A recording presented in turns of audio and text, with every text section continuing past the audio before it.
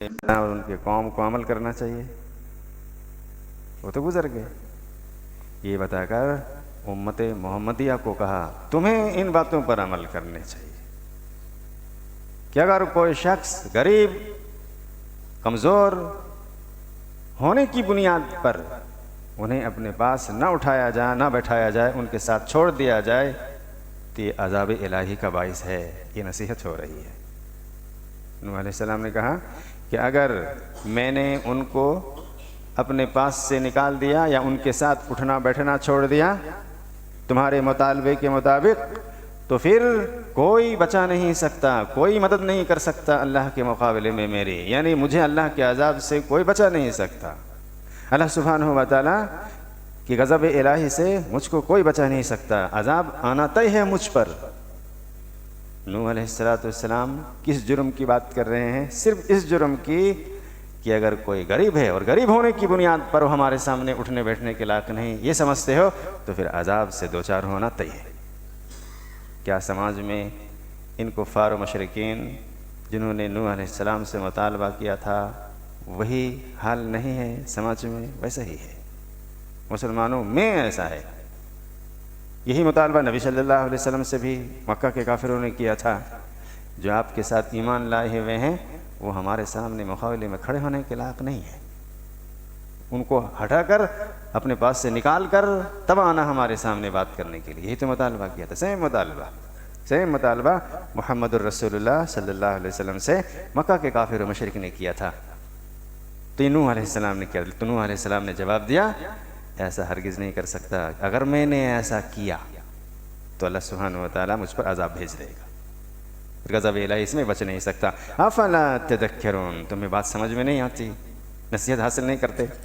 ولا اقول لکم عندی خزائن اللہ،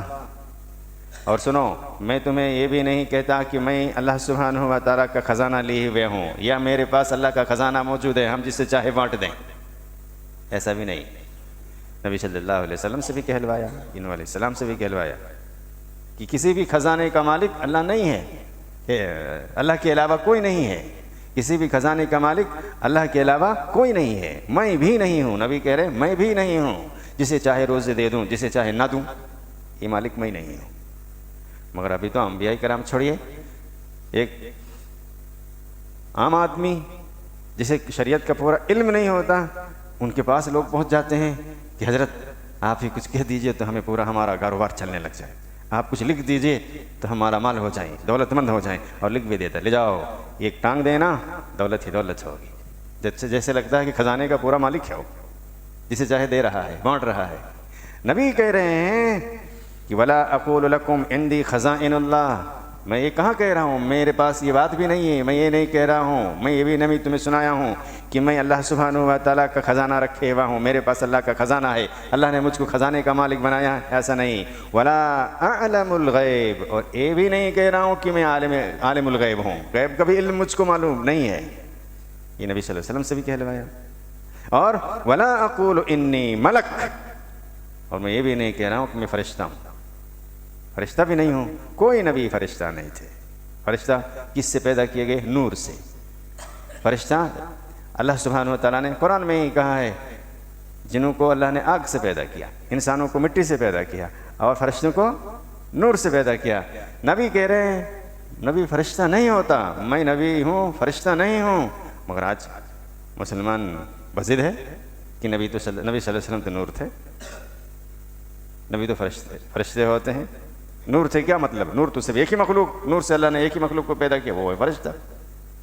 تو فرشتے نور سے پیدا کیے گئے، اس نوری لوگ کہہ رہے ہیں نبی نوری تھے تو فرشتے تھے،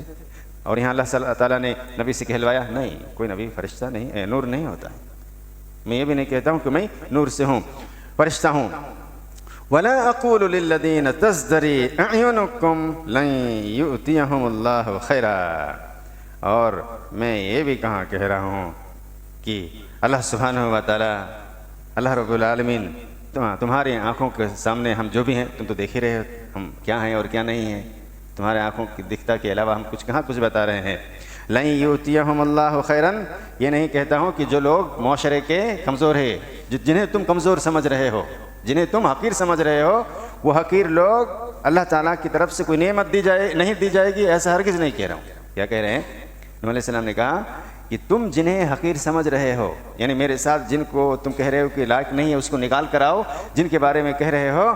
ان کو اللہ تعالیٰ کوئی خیر نہیں دے گا، کمزور ہونے کی اعتبار سے، غریب ہونے کے اعتبار سے کوئی نعمت سے نہیں نوازے گا، یہ بھی بات نہیں ہے۔ یعنی یہ سن لو کہ تمہارے پاس اگر نعمت ہے تو ان کے پاس نہیں ہوگی، ایسا نہیں ہے۔ اللہ تعالیٰ جب چاہے ان کو بھی دے سکتا ہے، غریب ہے تو کل کو مالدار بھی ہو سکتا ہے، انہیں کوئی نعمت نہیں ملے گی، ہرگز یہ نہیں کہہ رہا ہوں۔ اللہ اعلم بما فی انفسہم، اللہ اچھی طرح جانتا ہے کہ ان کے دلوں میں کیا ہے، ان کے دلوں میں کیا ہے، ان کے ایمان کتنا مضبوط ہے، وہ اللہ سبحانہ وتعالیٰ کہ ان کے دلوں کی بات کو جانتا ہے۔ انی اذا لمن الظالمین، اگر میں نے ان کے ساتھ کسی بھی قسم کا کوئی ظلم کیا اور غریب ہونے کی وجہ سے ان کے ساتھ ہم نے کوئی ایسی ظلم و زیادتی کی یا ایسی کوئی بات کی تو سن لو انی اذا لمن الظالمین، پھر تو تب میں ظالموں میں سے ٹھہروں گا۔ یعنی پوری بات قوم کو کہا یہ ذہن سے نکال دو کہ غریب ہے تو اللہ کی نظر میں محبوب نہیں ہے، نکال دو ذہن سے کہ طبقہ سماج کے معاشرے کے کمزور لوگ ہیں تو اللہ کی نظر میں قوت والا نہیں، یہ نکال دو۔ اللہ سبحانہ و تعالیٰ کی نظر میں سب سے زیادہ باعزت احترام کے لائق وہی ہیں جو اللہ سبحانہ و تعالیٰ پر ایمان رکھے، اللہ رب العالمین کے احکام پر چلے، وہ سب سے باعزت ہے، سب سے زیادہ مالدار ہیں، سب سے زیادہ اہم جگہ پر ہے، مقام پر ہیں، وہ یہ ہیں۔ بہرحال اللہ سبحانہ و تعالیٰ نے نبی سے یہ پورا اعلان کرا دیا اور اچھی بات قرآن میں رکھا ہم سبوں کی نصیحت کے لیے۔ اس لیے ہم سبوں کو چاہیے کہ غریب ہونے کی بنیاد پر، کمزور ہونے کی بنیاد پر کسی کو حقیر نہ جانے، کسی کو کمزور نہ جانے۔ اللہ تعالیٰ بہتر جانتا ہے کہ ان کے دلوں میں کیا ہے، یا اگر ایمان مضبوط ہیں ہم سے اچھے ہیں، جتنا زیادہ ایمان میں مضبوط ہوں گے اتنا زیادہ وہ اچھے ہیں۔ ان اکرمکم عند اللہ اتقاکم، اللہ سبحانہ وتعالیٰ نے کہا سب سے باعزت تم میں سے وہ آدمی ہیں، وہ لوگ ہیں جو لوگ ایمان کے سب سے زیادہ مضبوط ہوں گے، تقویٰ کے اعتبار سے سب سے زیادہ اچھے ہوں گے، وہ سب سے زیادہ باعزت ہے اللہ کی نظر میں۔ تو اس لیے ہمیں ایمان کی نظر سے کسی کو دیکھنا چاہیے، اس کی عزت و احترام اور شان و شوکت کتنا اونچا ہے، ایمان کی بنیاد پر دیکھنا ہوگا، ایمان کی ترازو پہ ناپ کر دیکھنا ہوگا کہ وہ کتنے باعزت ہیں۔ دولت اور دنیا میں مقام، پوسٹ، یہ سب دیکھ کر کوئی فائدہ نہیں، نہ ہی اللہ کی نظر میں اس کی کوئی حقیقت ہے۔ صرف اور صرف حقیقت ہے تو ایمان، تقویٰ، اللہ کے حکام پر کتنا عمل کرتا ہے، اللہ سبحانہ و تعالیٰ کی حکم کو کتنا بجا لاتا ہے، اسی بنیاد پر کسی کی